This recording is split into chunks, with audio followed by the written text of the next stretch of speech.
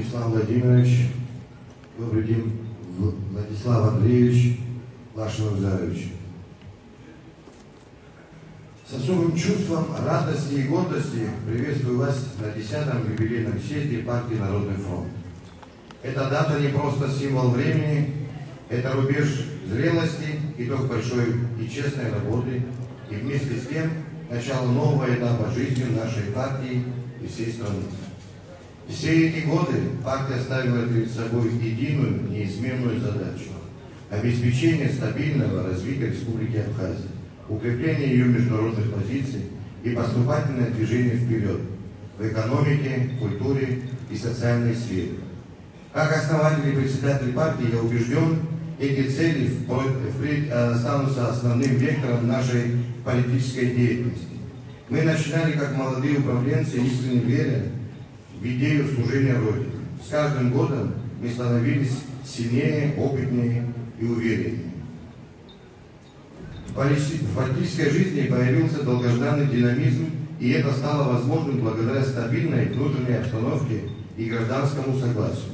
После непростого политического кризиса в ноябре 1994 года мы прошли сложный путь, сохранили единство и вновь доказали зрелость абхазского общества.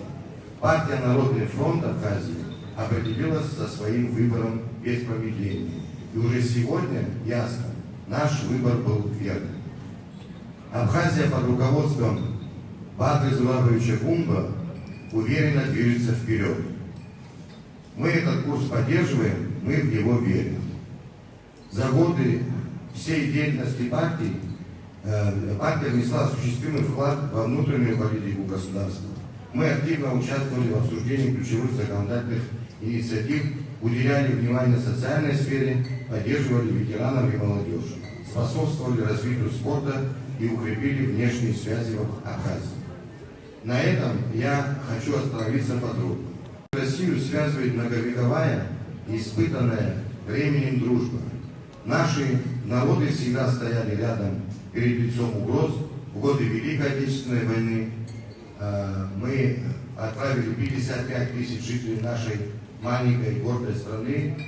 На фронт ушли 17 тысяч, из них, к сожалению, вернулись.